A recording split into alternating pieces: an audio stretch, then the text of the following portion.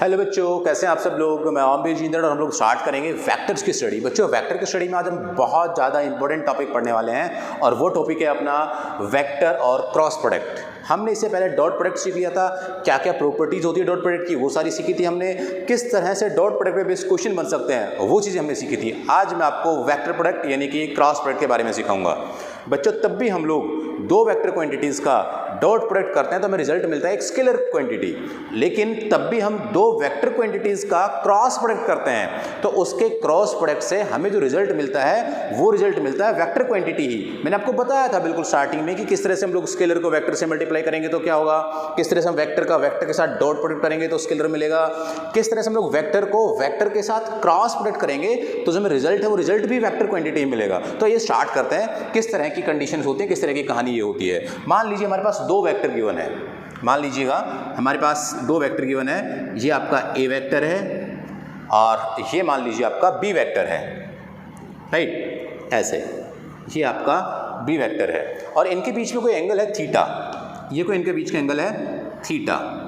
अगर ये angle theta है तो मैं अगर इस वेक्टर की बात करूं और इस वेक्टर की बात करूं तो इन दोनों का मल्टीप्लिकेशन केवल दो चीज़ों में ही हम लोग इजीली कर पाएंगे, या तो अलोंग हो इसका कंपोनेंट, कोई कंपोनेंट मैंने आपको सिखाया है, या फिर इसका कोई कंपोनेंट उसके परपेंडिकुलर हो। फिर से सुनना मेरी बात, फिर से ध्यान सुनना। अगर मैं आपको बोलता हूं कि हमारे पास इस तरह के कोई वेक्टर क्वांटिटीज़ हैं, उनके बीच का एंगल थीटा है, अगर मैं यहाँ से मल्टीप्लाई करूँ तो मुझे यहाँ से एक इसका कंपोनेंट ड्रॉ करना पड़ेगा जो कि इसके परपेंडिकुलर होगा। फिर से अगर मैं कहता हूँ कि ये हमारे पास फोर्स है और ये हमारे पास डिस्प्लेसमेंट है r, तो इनका मल्टीप्लिकेशन अगर मैं करूँगा तो मुझे इस f के कंपोनेंट करने पड़ेंगे दो। एक तो कंपोनेंट अलोंग यानी कि इस r के अलोंग और एक इस f का कंपोनेंट इस r के परपेंडिकुलर। तो अलोंग वाला तो कौन होता है, ये आपने पढ़ चुके हैं आप लोग, कौन सा होता है f cos थीटा, मैं कंपोनेंट निकालना सिखा चुका हूँ। और परपेंडिकुलर वाला कौन होता है f sin थीटा। हम हमेशा क्रॉस प्रोडक्ट में किसको प्रेफरेंस देते हैं, परपेंडिकुलर कंपोनेंट को, परपेंडिकुलर को। फिर से मैं आपको रिपीट करता हूं, तब मैंने आपको डॉट प्रोडक्ट पढ़ाया था तो मैंने कहा था डॉट प्रोडक्ट में हम लोग अलोंग या अपोजिट मल्टीप्लिकेशन करते हैं वेक्टर्स की, और यहाँ पर हम लोग क्रॉस की बात करते हैं तो वहाँ पर क्या करते हैं हम लोग, यहाँ पर हम लोग 90 डिग्री यानी कि उसके परपेंडिकुलर की प्रायोरिटी देते हैं कि परपेंडिकुलर का उसके साथ मल्टीप्लिकेशन कर दें।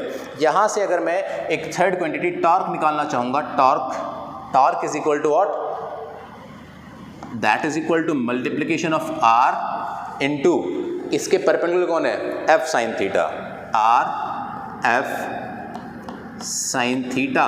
और यहाँ पर एक और वेक्टर क्वांटिटी का ही हमें नोटेशन लेना होता है, that is unit vector n cap. तो ये आपके पास रिजल्ट बना।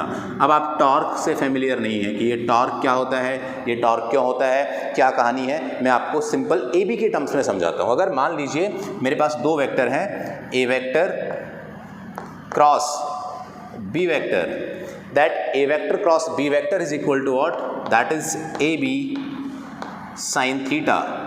If theta is the angle between A and B, अगर ए और बी के बीच में एंगल थीटा है तो हम लोग क्या कहेंगे, हम लोग कहेंगे कि ये हमारे पास ए क्रॉस बी का रिजल्ट आया ए बी साइन थीटा, और साथ में डायरेक्शन के लिए क्या यूज़ किया हमने, एन कैप। यहाँ से तो आपको क्लियर हो रहा होगा क्यों भाई, क्योंकि हमेशा क्रॉस प्रोडक्ट के बाद जो रिजल्ट आता है उसके पास भी डायरेक्शन होती है, वो भी वेक्टर ही माना जाता है। तो यहाँ पे हमने एक यूनिट वेक्टर इस पर लगा दिया। अगर अब यहाँ से हम लोग एंगल निकालने की बात करेंगे तो एंगल कैसे निकलेगा, तो सिंपल एंगल का तो वही फॉर्मूला है अपना, sine theta is equal to what, that sine theta is equal to A vector cross B vector upon magnitude of A B. यहाँ से हम लोग इसकी एंगल थीटा की वैल्यू भी कैलकुलेट कर सकते हैं बाय यूजिंग दिस फॉर्मूला। अच्छा, अब हम इस पॉइंट पर आते हैं कि तब भी हम ये मल्टीप्लिकेशन करते हैं, मल्टीप्लिकेशन होता है तो यहाँ पर किस तरह से हम लोग यूनिट वेक्टर्स को इन्वॉल्व करते हैं, यानी कि cross product of unit vectors, mind it, cross product of unit vectors. Unit vectors का अगर हमें क्रॉस प्रोडक्ट करना हो तो क्या, कैसे, देखो अगर मैं आपसे बात करूं तो हमें ये बात तो मालूम है कि एक्स एक्सिस के लिए हम लोग क्या लेते हैं, आई कैप, वाई एक्सिस के लिए हम लोग क्या लेते हैं, जे कैप, और इसके बाद आता है आपका जेड एक्सिस के लिए हम लोग क्या लेते हैं, के कैप। तो ये वैल्यूज़ हम लोग, ये बेसिकली एजम्पशंस हम लोग मान लिया करते हैं। अब यहाँ पर आपको मालूम है कि हमेशा इस बात को दिमाग में रखें, हमेशा परपेंडिकुलर को ही मल्टीप्लिकेशन करते हैं हम लोग। कर तो इसको भी सकते हैं बट इससे रिजल्ट नहीं मिलेगा आपको, जीरो हो जाता है वो। तो कैसे, जैसे मान लीजिए यहाँ पर मैं ले रहा हूँ आई वेक्टर क्रॉस जे वेक्टर, मैंने क्या लिया, आई वेक्टर क्रॉस जे वेक्टर। तो हमारे पास रिजल्ट क्या मिलना चाहिए, तो यहाँ पर रिजल्ट मिलना चाहिए, फिर से सुनना, आई जे साइन थीटा और एनी एन कैप। अब यहाँ से हम देखेंगे कि इनकी वैल्यूज़ क्या क्या है। देखो यही वाला फॉर्मूला लगाएंगे हम लोग, है ना। अब आई की वैल्यू क्या है, ये यूनिट वेक्टर है 1, जे की वैल्यू क्या है, इसकी वैल्यू भी 1 है, राइट। और ये आपके पास साइन थीटा कितना है, तो आई और जे, है ना। ऐसे देखो ना, ये यहाँ पर अगर एक्स एक्सिस है, ये यहाँ पर आपका वाई एक्सिस है, तो ये यहाँ पर आपका जेड एक्सिस होगा। तो इसको एक्स वाई जेड बोलने के साथ साथ मैं क्या बोलूँगा, आई कैप, जे कैप एंड के कैप।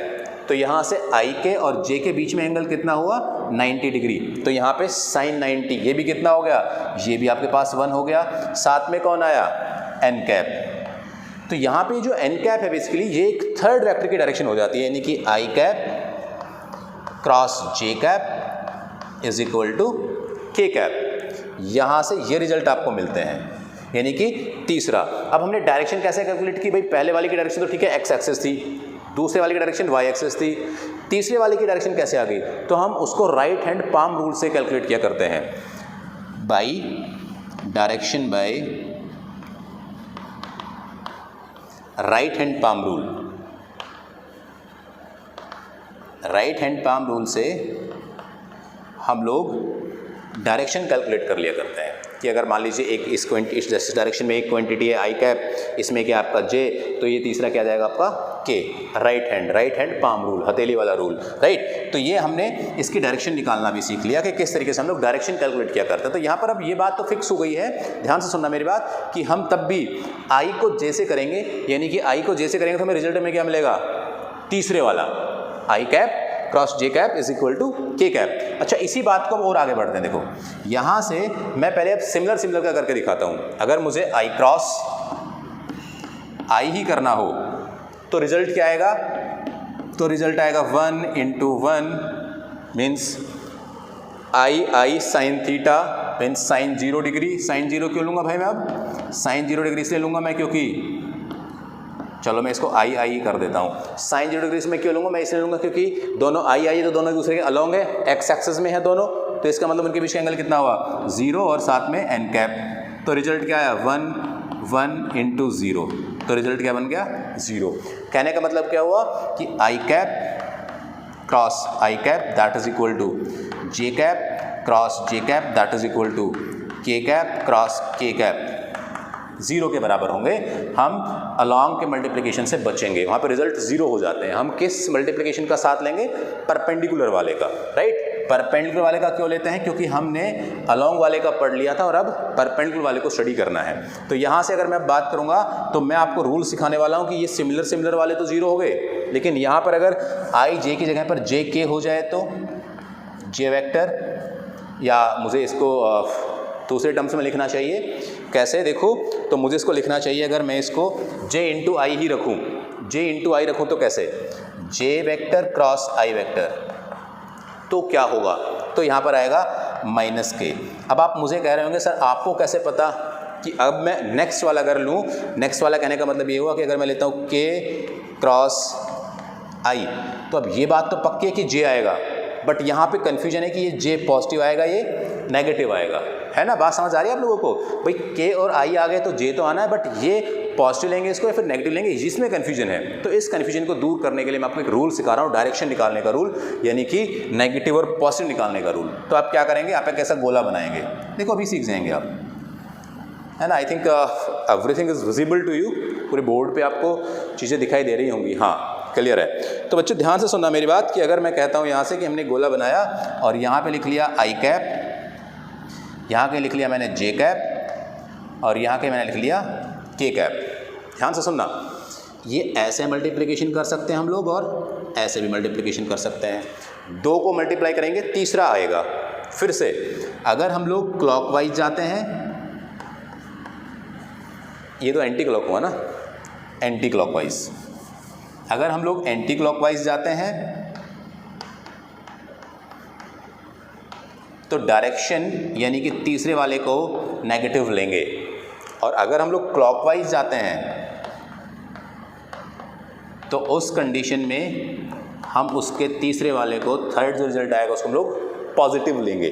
पॉजिटिव कैसे? जैसे एक सॉल्व करके देखते हैं, ये वाला ही आई जे वाला, आई को जे से मल्टीप्लाई करिए,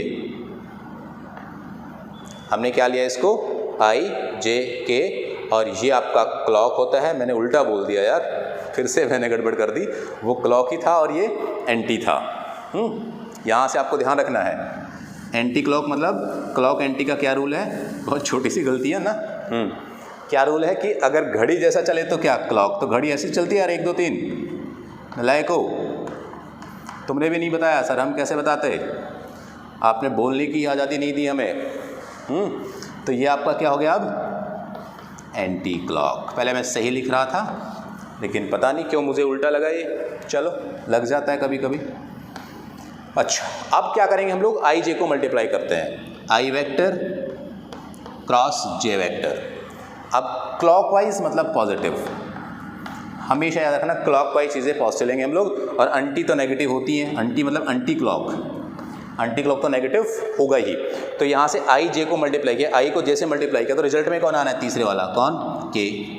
लेकिन के का कौन सा, नेगेटिव के पॉजिटिव, तो क्लॉकवाइज चलें तो क्या आएगा, पॉजिटिव।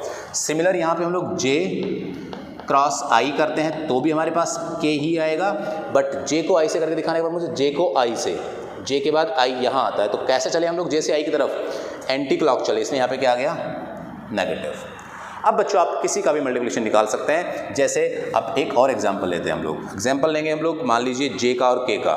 तो पहले मैं करता हूँ जे क्रॉस के, सीख लेना, इसी लेक्चर में पूरा सिखा दूंगा मैं आपको सब कुछ वेक्टर प्रोडक्ट से रिलेटेड, एवरी कॉन्सेप्ट। आई जे और के को किया मैंने, जे को और के को किया, तो रिजल्ट क्या आना है, आई। कैसा चल रहे हैं, क्लॉकवाइज, तो आई कैसा आएगा, पॉजिटिव। अब मैं अगर के को जे से करूँगा तो क्या, अगर मैं के कैप क्रॉस जे कैप करता हूँ तो क्या, तो भी आई कैप आएगा लेकिन नेगेटिव में, क्योंकि कैसा चले हम लोग अब एंटी क्लॉकवाइज। अब के आई की बात कर लेते हैं, अगर मान लीजिए के कैप को आई कैप से करूँगा मैं तो क्या आएगा रिजल्ट, पक्का जे कैप ही आएगा। जे कैप ही आएगा, पॉजिटिव आएगा कि नेगेटिव। तो अगर हम लोग क्लॉकवाइज चले हैं तो क्या लेंगे उसको हम लोग पॉजिटिव, और अगर हम लोग एंटी क्लॉक चले हैं तो क्या लेंगे उसको हम लोग नेगेटिव। तो ये हमने पूरी की पूरी कहानी 2 और 4 6 सारे के सारे मैंने यूनिट वेक्टर्स के क्रॉस प्रोडक्ट से रिलेटेड आई जे के पूरी कहानी समझा दी है। अब यहाँ से मेरे ख्याल से कुछ बचता नहीं है, मैं रिपीट कर रहा हूँ कि क्रॉस प्रोडक्ट में हम लोग sine theta with vector quantity लेके चलते हैं, इस तरीके से थीटा कैलकुलेट करते हैं। हम यहाँ से इसके कंपोनेंट बनाए तो जो 90 वाला होता है यानी कि विदाउट थीटा वाला साइन थीटा होता है, और ये कौन सा होता है, कॉस थीटा होता है। यहाँ से मैंने एक वेक्टर क्वांटिटी की बात भी की आपसे, जो कि एक टॉर्क होता है, इसको मैं पढ़ाऊँगा बाद में चल के। टॉर्क का फॉर्मूला होता है टॉर्क इज इक्वल टू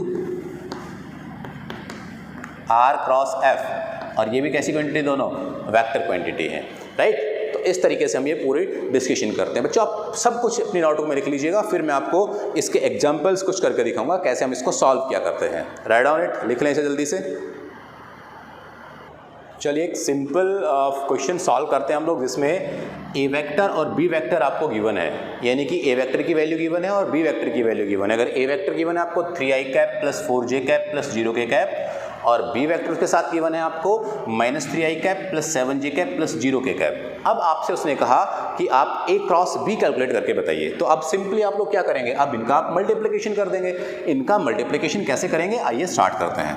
देखो ध्यान से सुनना मेरी बात, हमने रूल सीखा हुआ है, आपके माइंड में है या नहीं, मैंने यहाँ से हटा दिया बोर्ड से, लेकिन आपको मालूम है कि अगर हम सिमिलर को क्रॉस प्रोडक्ट करते हैं तो रिजल्ट आता है 0, और सिमिलर को डॉट प्रोडक्ट करते हैं तो रिजल्ट आता है 1।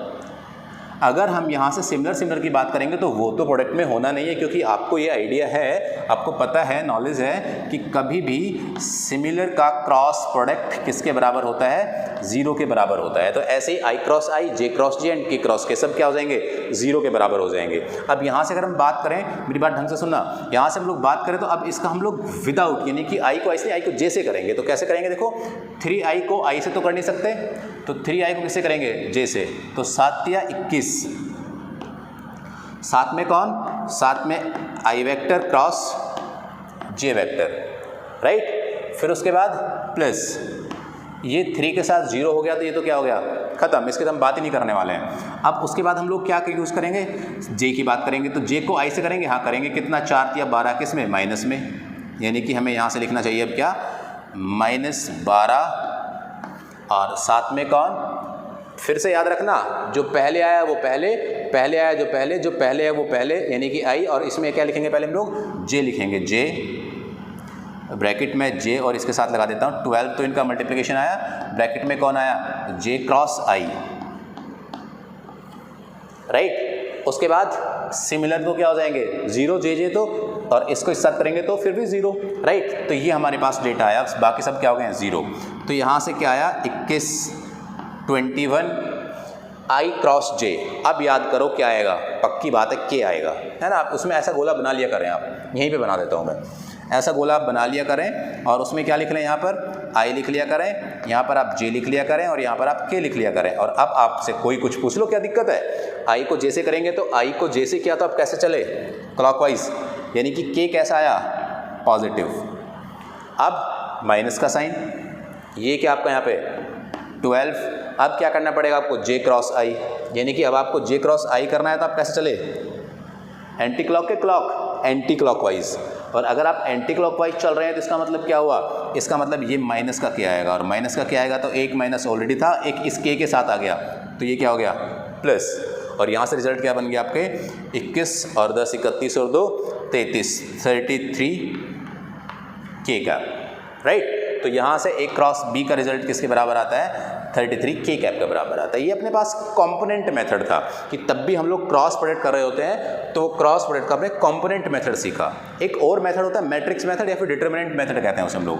तो मैट्रिक्स मेथड भी सीख लेते हैं, वो भी काफ़ी अच्छा है, और उसको आप लोग ज़्यादा यूज़ करोगे, राइट। तो अब दूसरा मेथड सीखते हैं क्रॉस प्रोडक्ट का ही, यानी कि उसको नाम दिया मैंने क्या, मैट्रिक्स मेथड, MM, राइट। तो ये जो मैट्रिक्स मेथड है, ये क्या होता है, मैट्रिक्स मेथड में हमें क्या करना होता है, देखो इसी एग्जांपल को मैं यहाँ पे ले लूँगा, लेकिन पहले मैं आपको समझाता हूँ, पहले मैं आपको रूल सिखाता हूँ। रूल ये है कि अगर मान लीजिए मैं ए वेक्टर दिया हुआ है, A vector is equal to what, A I cap plus B J cap plus C K cap, B vector is equal to that is P I cap plus Q J cap plus R K cap, right. आपको इनका multiplication करना है, यानी कि आपको निकालना A vector cross B vector ही है, बट बाय यूजिंग मैट्रिक्स या डिटरमिनेंट मेथड। मैट्रिक्स मेथड करेंगे तो क्या, ऐसे आप 2 लाइन लगाएंगे।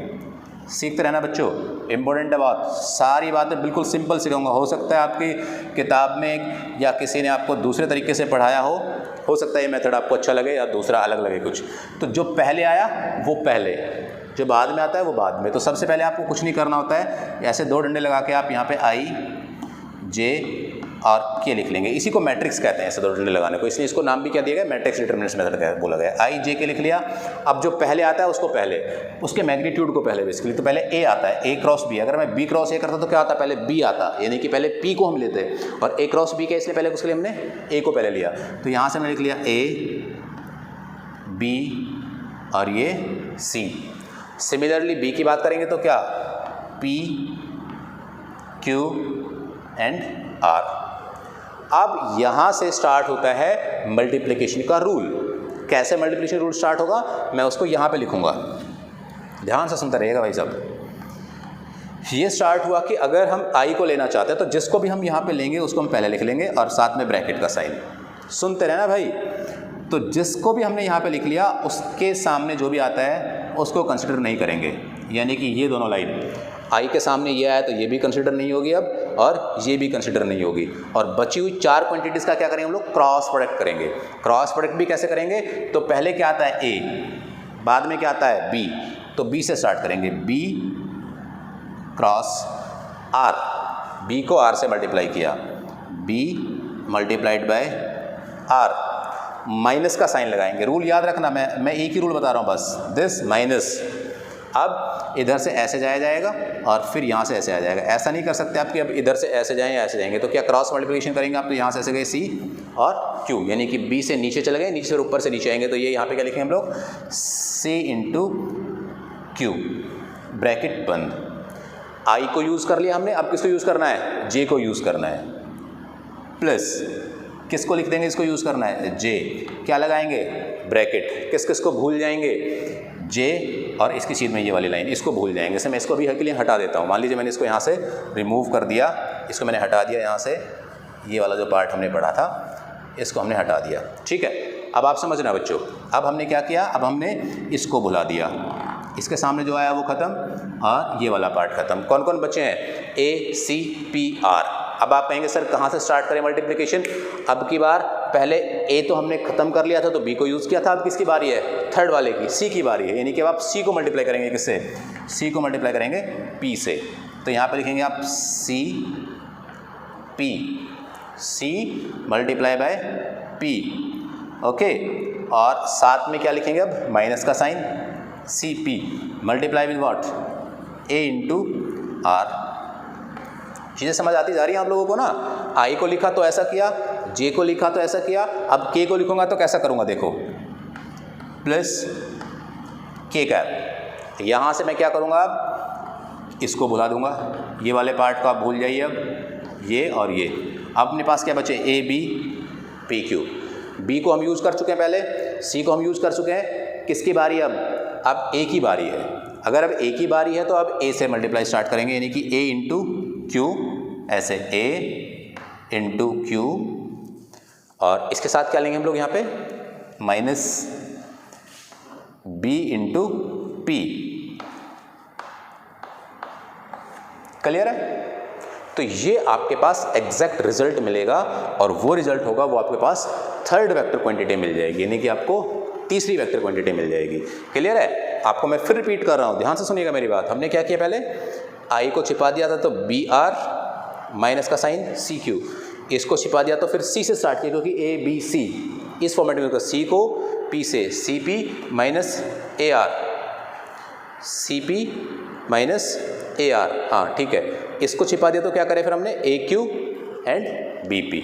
क्या हम यहाँ पर भी लगा सकते हैं इस रूल को? आंसर है हाँ, लगा सकते हैं। कैसे, चलो लगा के देखते हैं। और अगर 33 की आंसर आता है तो इसका मतलब हमने सही पढ़ा सब कुछ। ट्राई करते हैं। देखो यहाँ पर हमने फिर से ऐसी तरीके से मैट्रिक्स बनाई और आँख बंद करके, मतलब आँख खोल के, आई कैप जे कैप के कैप लिख दिया। अब यहाँ से देखा कि ए के पास ए क्रॉस बी करना, तो ए को पहले 3 4 0, आई के साथ 3 है, ये 4 है, ये 0 है। यहाँ से चेक किया तो क्या, -3 7 0, -3 7 0, ठीक है ना। यही तो करना है। अब उसके बाद हमें क्या करना है, मल्टीप्लाई कर देना है। समझदार हैं आप। आई को यहाँ पे लिखेंगे तो क्या होगा, भाई ध्यान से करना आप खेल। आई को यहाँ पे लिखा तो बच्चा क्या, ये वाला 4 4 0 0 7 0 0 0 है ना। 4 मल्टीप्लाई 0 0 मल्टीप्लाई 7 0, किसका साइन, प्लस का साइन। किसको लिखूं, जे को लिखो, जे को लिखा, लिख दिया। अब इसको भूल जाएंगे। कौन बचा, 3 0 -3 0। अब यहाँ से स्टार्ट करना है, 0 -3 मल्टीप्लिकेशन 0 एंड 0 3 अगेन 0, तो रिजल्ट क्या है, फिर से 0, प्लस का साइन। अब किसको लेंगे, के को, के कैप। क्या करना है, इसको और इसको भूल जाओ। अब कहाँ से स्टार्ट करोगे, पहले वाले से, 7 या 21 है ना भाई, आ रहा है ना तुम्हें, 7 या 21, ऐसे यहाँ से यहाँ, फिर यहाँ से यहाँ, फिर 4 या 12, माइनस का साइन यहाँ पे है और अपना फॉर्मूला में भी माइनस है एक, तो -12 इंटू -12 है ना, बन गया ना खेल। अब तो यहाँ से 21 और 12 कितना हुआ, 33, साथ में क्या, के कैप, तो दैट इज 33 के कैप। आंसर आ गया। ए क्रॉस बी निकालना था हमें यहाँ पे।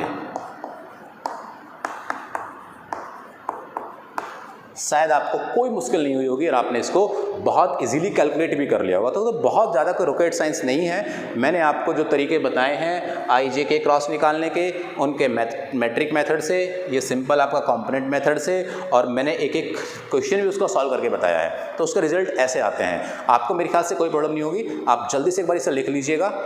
लेट मी चेक कंप्लीट चीज़ आपको दिखाई दे रही है या नहीं दिखाई दे रही है। चलिए एक और इलस्ट्रेशन सॉल्व कर लेते हैं। क्वेश्चन गिवन है आपको बोर्ड पे। क्वेश्चन है calculate the area of parallelogram. आपको पैरेललोग्राम का एरिया कैलकुलेट करना है। द एडजेसेंट साइड्स गिवन, उसके साइड्स गिवन है।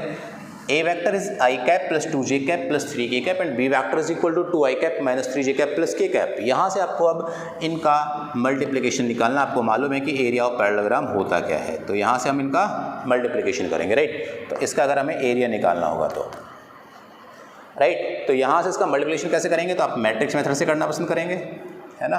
तो आप क्या लिखेंगे यहाँ पे, I cap J cap K cap 1 2 3 2 -3 1, है ना। अब हम लोग थोड़ी सी रफ्तार से करेंगे, तो थोड़ी तेज़ करेंगे, राइट। अब यहाँ से हम लोग इसको सॉल्व करेंगे। तो देखो फिर से मैं यहाँ पे अब लिख देता हूँ I कैप I, तो इसको छिपा के तो 2 1 एंड 3 3 जा 2 1 जा 2 और 3 3 जा 9। कैसा लेंगे हम लोग, फिर से ध्यान सुनना रहे। यहाँ से हमने देखा तो क्या 2 और 9 11, समझ गए ना तुम लोग। 2 एकम 2 3 3 9, माइनस का तो एक माइनस का यहाँ पे भी आया तो प्लस, और 9 और 2 11 प्लस J, इसको छिपा देंगे यहाँ से 3 दूनी 6। फिर से ध्यान से सुनना, इसको छिपा दिया, J यहाँ लिख दिया। अब किसको मल्टीप्लाई करना है, अब इसको इससे मल्टीप्लाई करना है। तो क्या आ गया यहाँ से 3 दूनी 6 और उसमें से 1 चला गया तो क्या 5। अब K लिखेंगे यहाँ पर, तो K लिखा और अब इसको छिपा दिया। तब यहाँ से करेंगे हम लोग, तो कैसे करेंगे, यहाँ से फिर से किससे स्टार्ट करना है, इससे स्टार्ट करना है। तो ये कितना हुआ 3 एकम 3 माइनस का है, और यहाँ से क्या लिखा हमने माइनस का 3, समझना रहे। इसको मल्टीप्लाई किया तो -3 माइनस 2 दूनी 4 -3 और -4 कितना हुआ -7 -7। यानी कि यहाँ से अपने पास जो रिजल्ट मिलता है वो रिजल्ट क्या मिला, यहाँ से अपने पास रिजल्ट मिला। चलिए मैं उधर लिख लेता हूँ ना।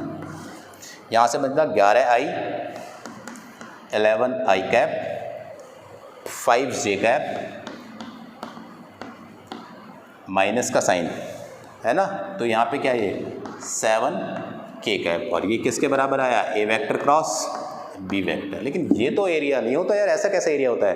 तो हमें इसका क्या निकालना पड़ेगा, मैग्नीट्यूड। और मैग्नीट्यूड निकालने की मैंने आपको बात बताई हुई है। मैग्नीट्यूड ऑफ वेक्टर कैसे निकालते हैं, तो अगर मैग्नीट्यूड ऑफ वेक्टर की बात करेंगे तो क्या होगा, A vector cross B vector का magnitude is equal to root of 11 square plus 5 square plus -7 square. कहने का मतलब 11 का स्क्वायर 121 और 25 और 7 49, राइट। तो यहाँ से अगर हम लोग बात करेंगे तो अपने पास इसका रिजल्ट, इस पूरे को सॉल्व करके जो रिजल्ट आता है that result is root of 195। पूरे एडिशन को सॉल्व करने के बाद रिजल्ट कितना है आपके पास, 1 of this much, that is the area of that parallelogram. Metre में जो भी आपको यूनिट दे रखी होगी वो आप यूनिट यहाँ पर लिख देंगे। तो आपको मैंने क्रॉस प्रोडक्ट से रिलेटेड बातें बताई, इस तरह की चीज़ें समझाई। क्रॉस प्रोडक्ट से रिलेटेड न्यूमेरिकल्स का कुछ पार्ट बचता है, प्रॉपर्टीज़ का कुछ पार्ट बचता है, वो हम लोग नेक्स्ट क्लास में सीखने वाले हैं। तो यहाँ तक मैंने आपको क्रॉस प्रोडक्ट के हर एक छोटे बड़े पॉइंट्स को लेते हुए, हर एक छोटे बड़े कॉन्सेप्ट को लेते हुए सब चीज़ों को एक्सप्लेन किया है। मेरे ख्याल से आपको कोई दिक्कत नहीं होनी चाहिए, सारी चीज़ें मैं आपको समझा चुका हूँ। तो आप लोग प्लीज़ अपनी नोटबुक पे सारी चीज़ें चिपका दें। मैं आपको जो वर्कशीट भी आपको प्रोवाइड करूँ, तो आपको वर्कशीट चाहिए तो आप मुझे उसके लिए कॉन्टैक्ट कर सकते हैं, है ना। तो मैं आपको ये वर्कशीट भी इससे रिलेटेड प्रोवाइड कर दूँगा, मुझे व्हाट्सएप कर सकते हैं आप इस नंबर पे, राइट। तो आपको पूरे डिटेल में डेटा मिलता रहेगा, आपका लॉस नहीं होगा। स्कूल जैसी स्टडी आपकी चलती रहेगी, कोचिंग जैसी स्टडी आपकी चलती रहेगी। तो नेक्स्ट लेक्चर में हम लोग बहुत सारे न्यूमेरिकल्स के साथ मिलेंगे, जो कि वेक्टर पे बेस्ड यानी कि प्रोडक्ट पे बेस्ड होंगे। वेक्टर प्रोडक्ट हो चाहे वो स्केलर प्रोडक्ट हो, यानी कि डॉट प्रोडक्ट हो या फिर वो क्रॉस प्रोडक्ट हो। तो खुश रहिएगा, थैंक यू वेरी मच। इससे अगले लेक्चर में हम लोग न्यूमेरिकल सीखने वाले हैं।